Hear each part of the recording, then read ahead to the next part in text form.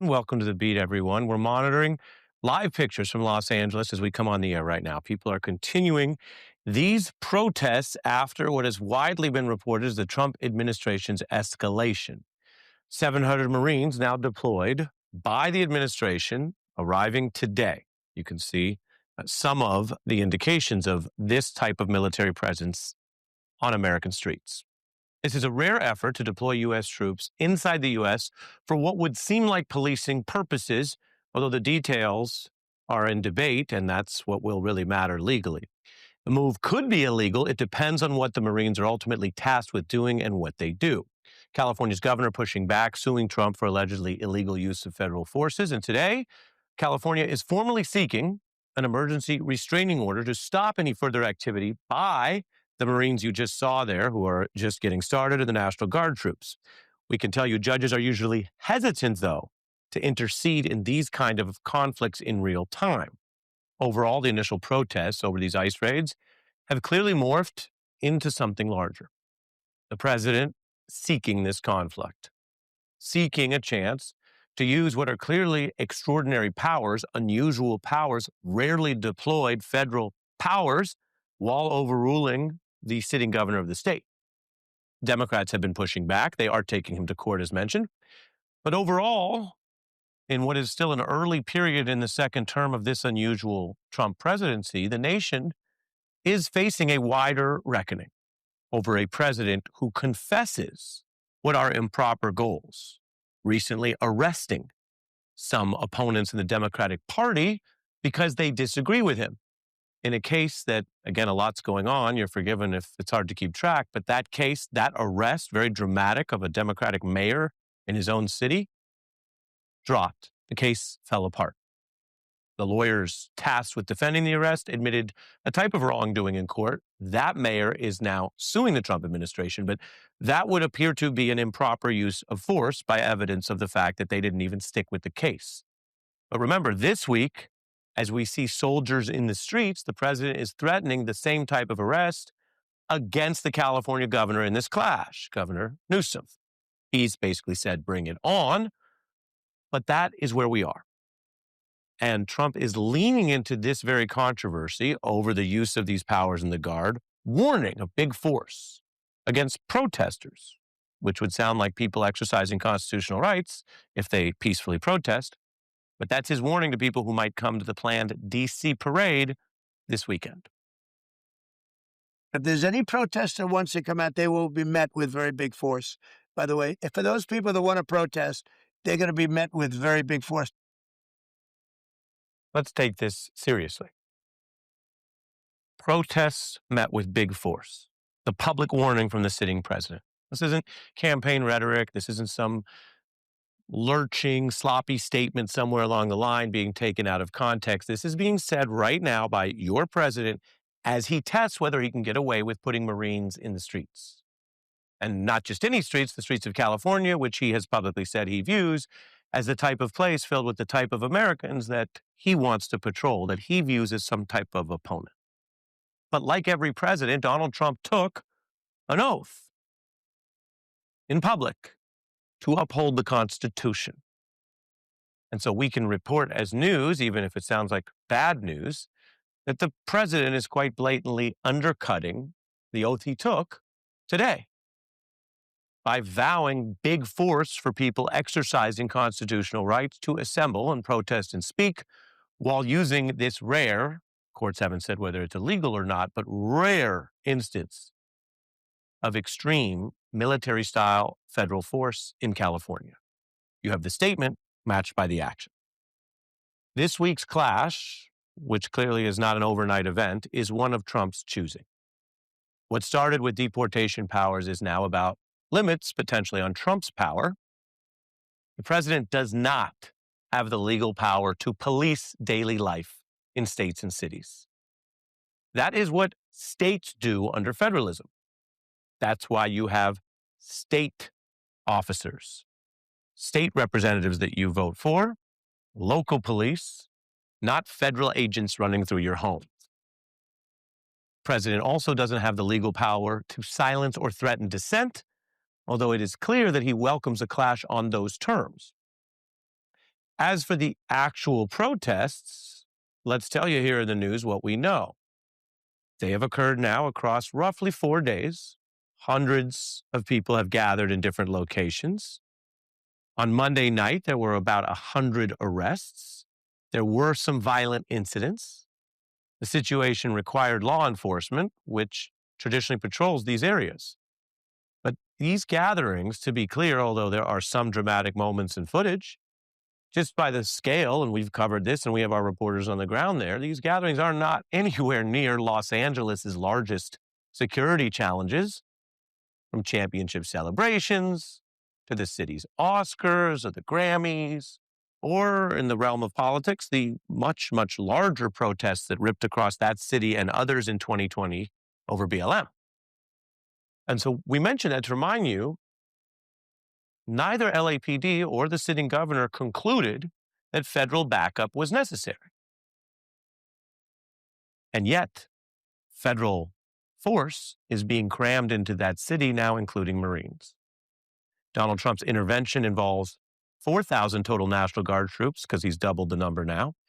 The cost to taxpayers is over $130 million. And in the streets, in court, and in public, the opposition and many Democrats are pushing back. The fact of the matter is, Donald Trump is not looking to create peace. He's not looking to calm the situation. He's looking for a fight. He's sending in the National Guard and the Marines to try to inflame the situation because he's looking for an excuse, likely, to be able to declare some kind of martial law. This clash has now brought out more protests in other places, people deciding to speak up, to be counted, that they see what's happening in Los Angeles. And we've seen this in San Francisco, Austin, Atlanta. People are taking action. They want to stand, they say, many of them from the signs and the coverage we have, against an effort by Donald Trump to take a showdown that involved a lot of peaceful protest and, as mentioned, some prosecutable incidents.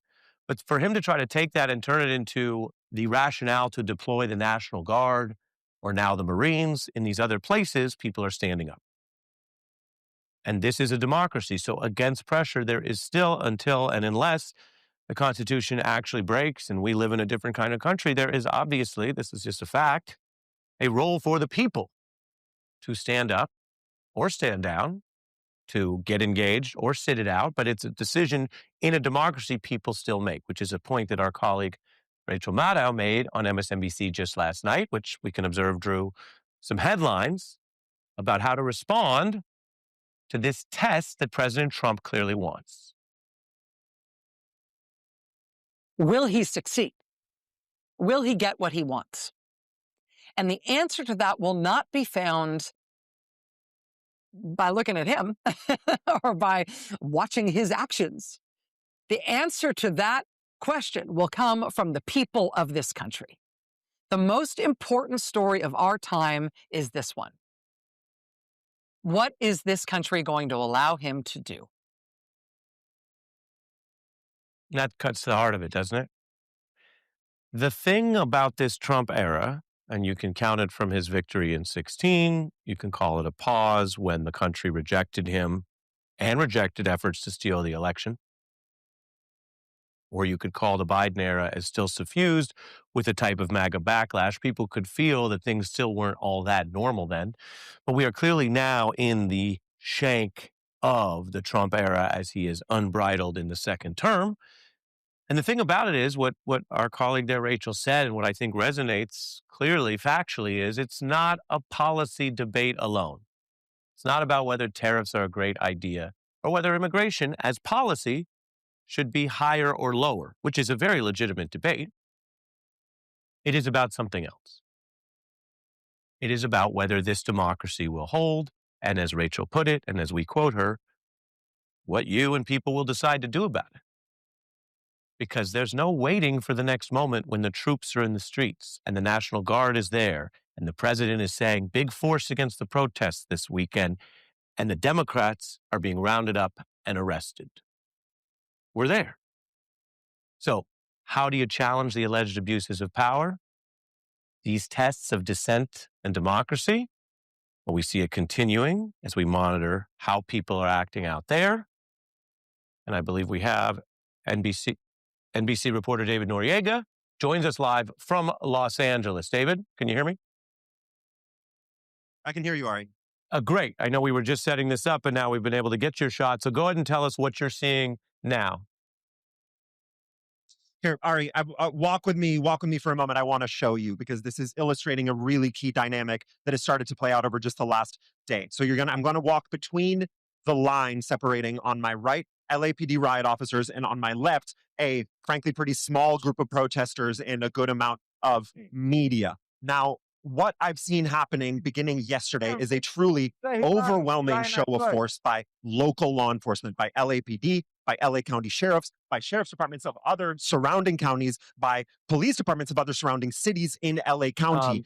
For the most part, as seems to be the case right now, they outnumber protesters pretty substantially. And what they're doing is they're deploying these tremendous numbers of officers, in many cases deploying flashbang grenades, tear gas, other forms of less lethal munitions to prevent these kinds of gatherings from gaining steam, from gaining numbers, or from getting rowdy in the way that we've seen them get in the last couple of days. The thing to keep in mind here, Ari, is that Mayor Bass, Governor Newsom, the local authorities in California are basically on a mission to prove to Donald Trump, to prove to the city, to prove to the country that they can handle this kind of unrest, that they've done it before, that they have the numbers, that they do not need the Marines, they do not need the National Guard to handle this. Now, I will say this started getting serious here today, just in the last hour or so. There was a group of people directly in front of the federal building in the federal detention center, which is about in the middle of this block, Alameda, between Commercial and Temple, where most of the action has been concentrated for the last few days. That group was small and 100% peaceful, which again, these groups haven't always been in the last few days, but in this instance, the group was being 100% peaceful. They were chanting, there was music, they were, expressing themselves. At that moment, National Guard and federal tactical units deployed flashbang grenades. LAPD came in on both sides of the street to disperse them. And that is what I expect to see for the next few hours. They're trying to nip this in the bud. They're trying to prevent any kind of momentum in these protests before we see anything like what happened on Sunday, Ari. And David, you mentioned numbers. What would be the number of people in the place you're at? Number of protesters, I'm going to say definitely less than 100. It's in the few dozen. The police, by the way, I want to show you right now, they're retreating. This is the line that I just walked. They're now walking back towards the federal building. I don't know if it's because they've determined that the number of protesters has diminished to the point where they no longer need to be pushing us out towards the other street in the intersection. The other thing that the police here have to balance is keeping these are extremely busy streets in the middle of downtown LA that they want to keep open as much as possible. In terms of numbers, Ari, an interesting number that I heard yesterday from a police captain on scene here, this is an informal kind of back of the envelope number. There's a police vehicle coming in, which may be one of the reasons they pushed us back. He told me that LAPD had somewhere between 800 or 900 officers deployed just to the downtown area last night. And then about half that supplements from other law enforcement agencies, sheriffs, other police departments. So, well over 100 police officers, well over 1,000 police officers, which based on, that was yesterday. I imagine the numbers are the same or even higher today. That is substantially more than the number of protesters we're seeing downtown. And last thing, Ari, this is important. It's a very small footprint here. This is a pretty small area of downtown LA. LA is a massive city. You go 5 blocks in any direction and it's like none of this is happening, Ari. David Noriega reporting on the ground. Thank you. I want to turn to our special guest book tonight, Senator Cory Booker, a senator from the state of New Jersey, joining us after many people remember the history-making address you gave where you discussed the stakes and how this is about democracy. Your response to what we're seeing in California right now, and do you believe the president has the authority to deploy Marines for what looks like potentially domestic policing? Well, again, you laid it out clearly. This is about the rule of law, and it needs to be followed by everyone. We are a nation of a law, not a nation governed by the whims of a president. And I looked very clearly at the statute. Article 10 of the Federal Code, Section 12406 says it very, very clearly that the president must. It says that it shall go through the governor's office before taking a step like this. He did not. He went around the governor's office. The head of the LA police has said that this is causing severe challenges in terms of logistically and coordinating their own response. This is making the situation in Los Angeles worse, not better, to the tune of hundreds of millions of dollars for American taxpayers. And so, again, this is the president yet again exceeding his authority. This is the president yet again instigating more problems that he claims he is solving. It is the way he's been running immigration. Remember, his immigration steps again and again and again have been violations of the law. Don't take my word for it. Take the Supreme Court, a third of which he put into place, that ruled 9-0 against him in his violations of our laws, in this case, our due process laws. This president is finding every reason to try to declare emergencies and reach for extra powers that he is not justified in using. I believe in the rule of law. I believe in public safety. I believe in abiding by that, from people who are protesting in the streets all the way to the presidency. There's an obligation to follow the law. Los Angeles could take care of those people who are breaking the law and causing violence. But we, the people of the United States of America, we are the accountability of a president who, again, is overreaching his power, overstepping his authority, and trashing our Constitution. Do you think it is constructive to have other protests around the country? And what do you say to the point that we actually saw in the reporting just now, where the ratio is more than 1-to-1? You have more than one officer for every single person in what our reporter described was a relatively minuscule protest of under 80 people, which raises the question whether, to some degree, Trump wants some of these clashes and wants them to be larger groups of protesters. Well, the president is trying to say that protest and dissent is unpatriotic. I believe when you have a president who is violating the laws of our land, not to protest, not to dissent, is unpatriotic. And so peaceful protest has been how we all got here. I am standing here because of a product of people who peacefully protested. My mother, in doing sit-ins, in doing the March on Washington. Protest is a part of our democracy. It is vital and is essential. Violence, we should all abhor that. Those people should face consequences. But right now, with a president who continues to violate the laws of our land, overstep his power, violate the checks and balances, due process, and more, protest and dissent is the greatest act of patriotism. Let me ask you about the immigration approach, which did catalyze some of this. Bottom line, there's a hierarchy in how immigration enforcement's worked for many decades, because there are people where it's a bigger priority to address or deport them. And then there's a heck of a lot of people that are part of the real society and economy of this country, even if they're technically undocumented from 20 years ago or what have you. The administration has made a change, and as you know, it's much farther than other Republican administrations. Some of the reporting on this here from the Wall Street Journal, the White House marching orders that sparked the crackdown they write about in LA, agents didn't need to develop target lists of immigrants suspected of being in the U.S. illegally, a longstanding practice. And I think we have this, I can put this up on the screen here, referring to Stephen Miller, who's well known. Instead, Miller directed them to target this now known Home Depot for laborers who typically gathered for hire or convenience stores. Stephen Miller, according to the Journal, betting that a handful of agents could go on the streets of Washington, D.C. and arrest 30 people right away. What is your view of this type of enforcement that basically chucks the old model of saying, yeah, if somebody might be a violent offender or tied to a terrorist organization, of course you go after them, but now going after people who are part of the real economy. They go to get a job in a parking lot. I think a lot of people know about this kind of thing. Look, the president made a commitment that he was going to target precious law enforcement resources towards violent criminals, towards gang members, to the people who are threatening other Americans. He is violating that promise and that commitment, but he's going further than that now. He's violating common standards of decency. He is being cruel. He is separating families. They are raiding schools and hospitals. They are setting people up who are trying to abide by the law and go to their proceedings, their immigration proceedings. This violates our collective values. It undermines our economy. It actually undermines our public safety in two principal ways. Number one, it draws law enforcement away from doing the things that are necessary to protect us. And number two, it's created such a culture of fear within so many communities. I'm seeing this in New Jersey, that you have people that are even afraid to go to the police and report crimes or offer witness testimony against criminals.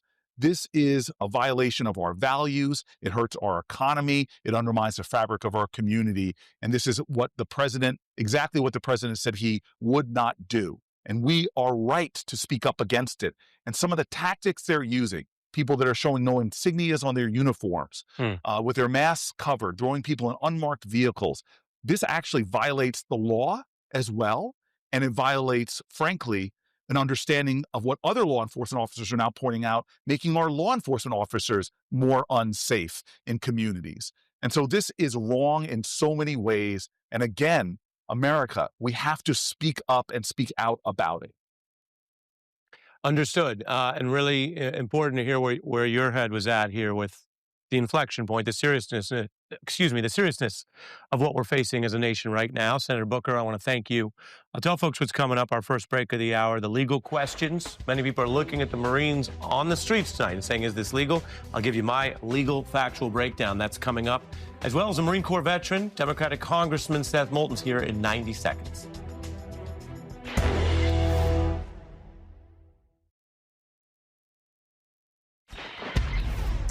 As the nation observes Marines working on the ground in Los Angeles tonight, many are really wondering, is this even legal? Now, California officials think these deployments are not legal. They are pressing the point in court. They're intending to get the judicial branch to side with them in what is, among other things now, a clash between state and federal power. Late today, California is seeking emergency relief to try to stop these deployments we've been telling you about. A new filing states that Trump's federal antagonization with soldiers in the streets has already caused, quote, real and irreparable damage to LA. Now, that statement there, which is a claim in a lawsuit, right, that refers to basically one of the required standards to even get a judge to intervene on an emergency basis. California is arguing Trump's deployment must be stopped immediately. It's a push that comes as the president has now doubled the total guard forces to 4,000. Under law, it's pretty simple. U.S. troops cannot be deployed for domestic law enforcement. You can't send the army to someone's house to do a drug search or to look for things. That's always been the case. In fact, it is a key line to prevent any potential abuse of military powers against U.S. citizens. And there's really only one rare instance where you could have an exception to that. And that's if there's basically the kind of insurrection or rebellion that could then be invoked to suspend what otherwise is the limit on the military from operating on our streets. Now, if you're thinking, okay, well, that sounds rare, it is. Indeed, in our entire modern era, the only violent effort to overthrow the U.S. government on par with an insurrection in modern history was the recent MAGA effort to overturn the loss of then outgoing President Trump in 2020. Republican leader McConnell called that effort a violent insurrection. And in court, it rather infamously led to sedition convictions, which this president, the beneficiary of that effort, later pardoned on his very first day in office. The New York Times notes that when violent protests originate from the right, Trump has chosen to downplay the violence or suggest the protesters have a noble cause. When it comes from whatever he deems the left, Trump expresses open desire for law enforcement and the military to harshly crack down on them. And so what we're witnessing right now is the extension of this upside down land. In other words, it is an insurrection that would justify only under our legal history this kind of exception. And the last time we had an insurrection, you may recall, president was Trump leaving office. So at that time, he appeared to welcome court praise and later pardon those violent and horrific attacks on police, while now he wants to use the rhetoric and the language of law and order as if anyone would believe it who lived through that now convicted sedition. They spin, we hit.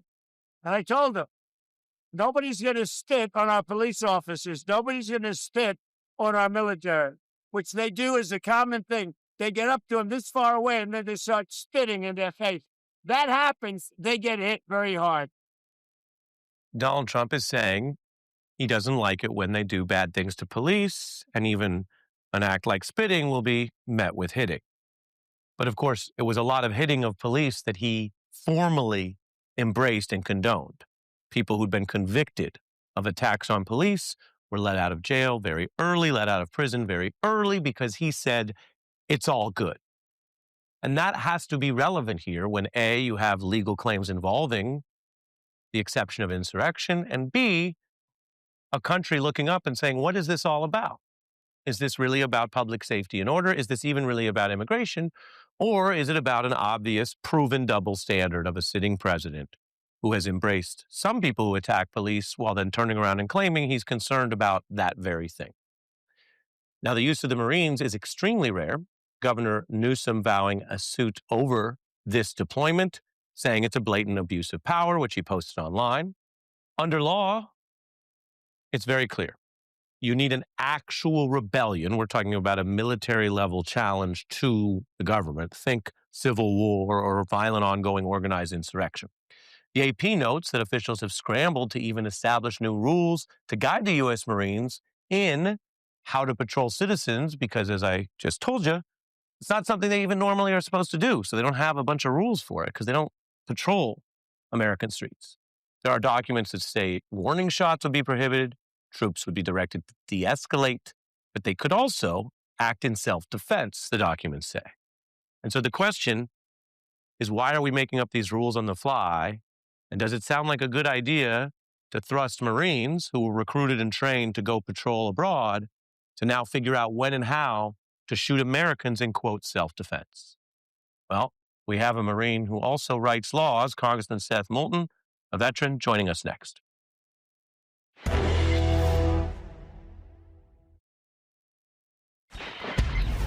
The troops that are being deployed here are not being deployed for our purposes. We did not request through the sheriff, through the mutual aid system for National Guard troops. What are the troops in LA to do? And that is unclear to pretty much everybody at this time. That's the LAPD police chief basically saying unclear what these troops are supposed to do, and they don't need them. We're joined now by Congressman Seth Moulton of Massachusetts. He's a veteran, a former U.S. Marine captain who served 4 tours of duty in Iraq. As mentioned, is now a lawmaker. So really at the intersection of these questions, welcome. Good to see you, Ari. Should the Marines be on the streets of LA tonight? No, they should not, because Trump is breaking the law to send them there. This is clearly against every provision in the law which requires an insurrection to send Marines into a city. There's no insurrection going on. There are violent protests, but not an insurrection. It's also not what the Marines are trained to do, and they haven't been requested by anyone in Los Angeles. Remember, Trump and the Republicans are supposedly the party of states' rights, right? We're not even going to make sure that we preserve the right for women to make their own healthcare choices nationwide. But here we're going to shove active duty troops down the throats of LA, whether they want them or not. Yeah, and it looks like what you see out of a military state. It looks like the exact thing that most presidents have said. We fight abroad and defend at home. That you don't want to live in a place where military war tools are being used against the domestic citizenry. Well, go ahead. Unless you're Donald Trump, though, because this is Donald Trump's dream. He's never respected what we Marines do overseas. Remember, this is the guy who attacked John McCain for getting captured in Vietnam, right? He's never respected what Marines do overseas, but he's always wanted to use them to enforce his political agenda here at home. This is a dream for him. And not only is it using troops, politicizing the military for his political goals, but it's also distracting everybody's attention from what should be the big story of the week, which is this disastrous bill he's shoving through Congress that's going to take healthcare away from millions of people while exploding the deficit. So this is exactly Trump's playbook. This is exactly what he wants to do. The rest of us need to stand up for the Constitution and the law. The written powers that he claims to do this assert that he could do it anywhere in the country, not just in California. The deployment of the Marines is the first time that's happened in a long time, and certainly in this term.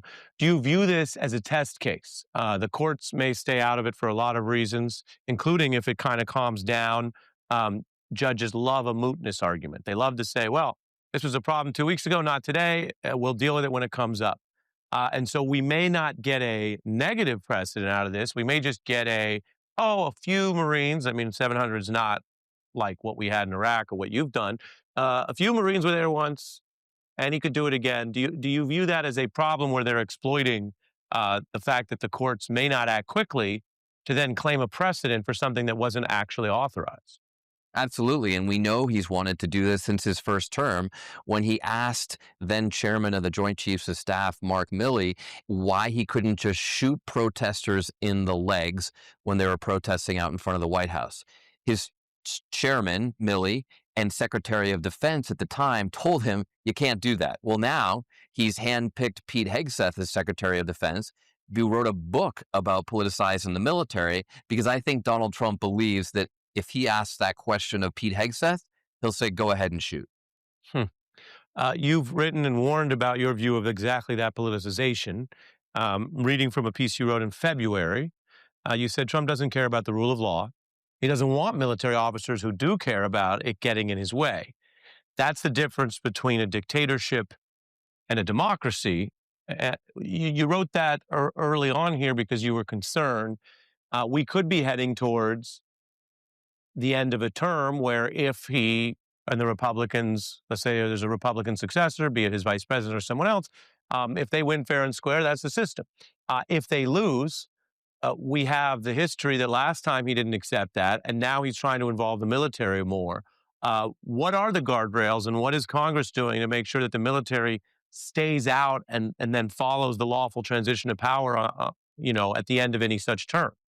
I mean, candidly, Ari, Congress is doing nothing because under Republican leadership, they won't even touch this. They have absolutely no courage to stand up for the Constitution that they swore an oath to protect and defend. And so Trump is burning the Constitution. He's running all over it. And we already know that he's perfectly willing to overthrow democratic elections. Now we know he's willing to use the military. You put those two things together and you have a classic dictatorship where the guy at the top uses the military for political ends to get his way. That's not a democracy. That's a dictatorship. And clearly that's what Trump has in mind. Wow. The other piece of this is not at that grand scale, but it's something you know a lot about. And I wanted to ask you is, what about the perspective of people who sign up for our military, who serve as you did, but they make a commitment to go serve under certain plans and rules, certainly a code of conduct. Very few of them are ever told, by the way, you might have to walk around LA with rules on the fly and take your weapons of war and try not to kill anybody. But if you get attacked, who knows? What do you view the bind that this order and this effort puts these Marines in right now? No Marine signs up for this. No Marine signs up to attack fellow Americans. Trump doesn't understand that, of course, because he dodged the draft. He let someone else go to Vietnam in his place. But Marines don't want to be there. Marines don't want to be doing this. And frankly, I'll tell you, as a Marine veteran and a sitting lawmaker, I have never gotten more questions from active duty officers about how to think about disobeying orders, because they know they may very well have to disobey an unlawful order from the commander-in-chief. Really appreciate your experience and quite frankly, your candor tonight on some of these tough issues. Congressman Moulton, thank you so much. Good to see you, Ari. Appreciate it. We are covering a lot of different stories tonight, so we will go back inside the federal courtroom where there is a quest for justice for the disgraced mogul Sean Diddy Combs. There have been a lot of striking witnesses. It's an important case we've been following, so we have that update later. But first, RFK Jr. breaking his vow, ousting a panel of vaccine experts. It is the horror story that his critics warned about and that some are saying tonight he lied about under oath. That's next.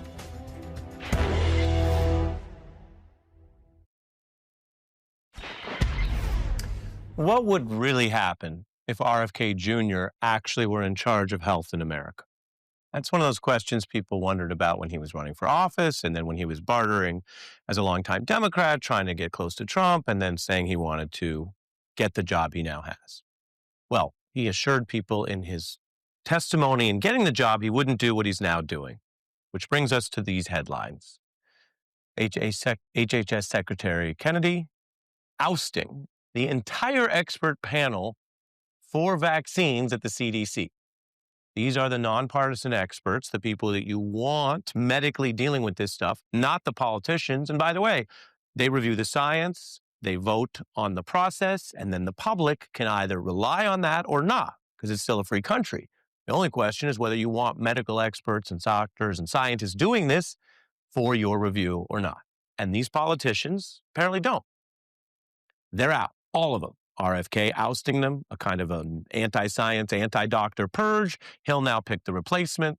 And I want to show you it breaks the promise which he made to Senator Cassidy in order to get that vote under oath in the confirmation process. Cassidy cited that very vow as the reason he did vote for RFK Jr.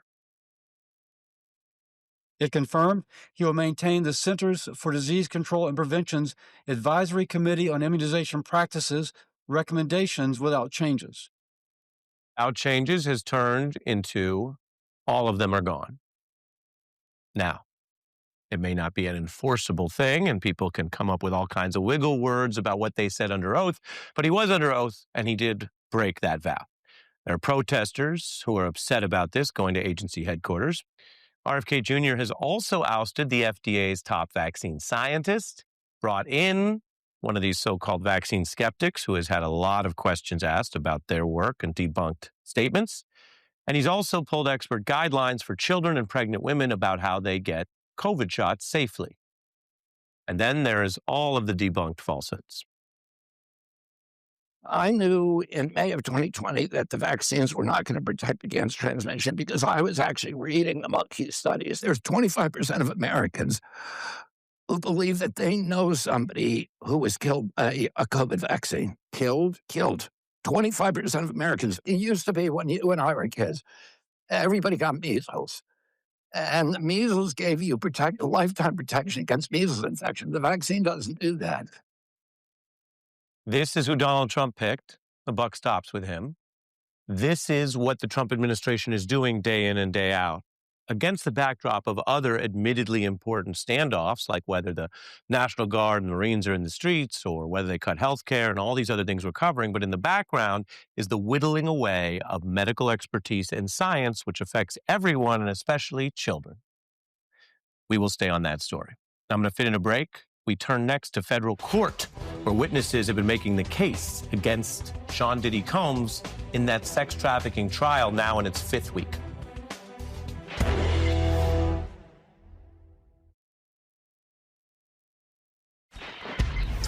Prosecutors now entered the 5th week of testimony against defendant Sean Diddy Combs in this sex trafficking trial. Lawyers for Combs now cross-examining one of his former girlfriends under an alias, Jane. So in court and here in the news, we're not releasing the identity. But what they've tried to do was undermine what was her testimony about what she says were traumatic experiences while with Combs. Experts say her testimony could prove critical to the allegations about the sex trafficking portion.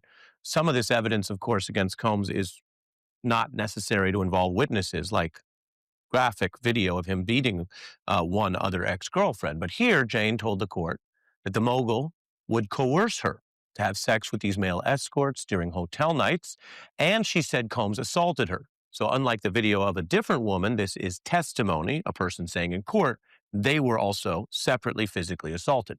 Now, there was a pretty heated exchange today where the defense was insinuating that this individual participated in those so-called hotel nights consensually and also accepted gifts, and that basically this was just a part of their version of a consensual relationship.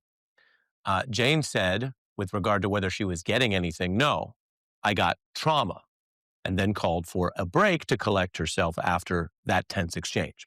The prosecution also pointed to written text messages where she told Combs that she wanted the hotel nights to end. And that matters in a case like this because you may have personal social relationships, but that is what they call contemporaneous evidence that she wanted out or opposed what was happening. Quote, I don't want to play this role in your life anymore, she wrote at the time, according to this 2023 text message submitted to court. Quote, it's dark, sleazy, and makes me feel disgusted with myself, end quote, she wrote at the time. Now, Jane is one of the 28 witnesses that's already taken the stand. You can see it's just a very big case in that sense. Many describe what the prosecution wants to prove here, that this went beyond the interactions between people, whatever their personal style or personal tastes were, and rather reflected an illegal hierarchy where there was a person at the top in Mr. Combs who was violent and coercive and used both physical violence and other types of potentially unlawful coercion to get people to do that which they did not want or legally consent to do. We should note Combs has pleaded not guilty to all 5 charges, which include racketeering as well as trafficking. We will stay on this case, keep reporting on it for you, and we'll be right back.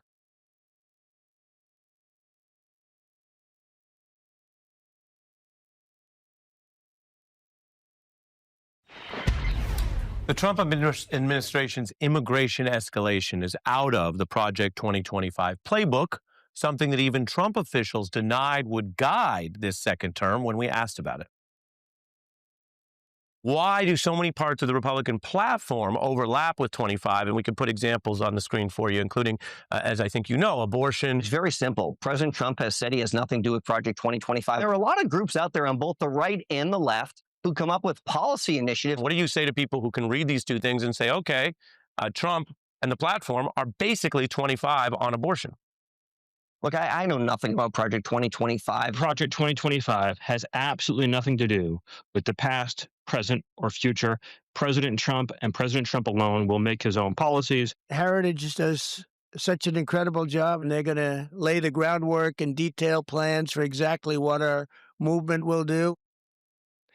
That is at least partly happening. One of those voices, Mr. Miller, denying 25, but the Wall Street Journal reporting just today how much he's pushed for this type of crackdown. We will stay on the story. That's our time.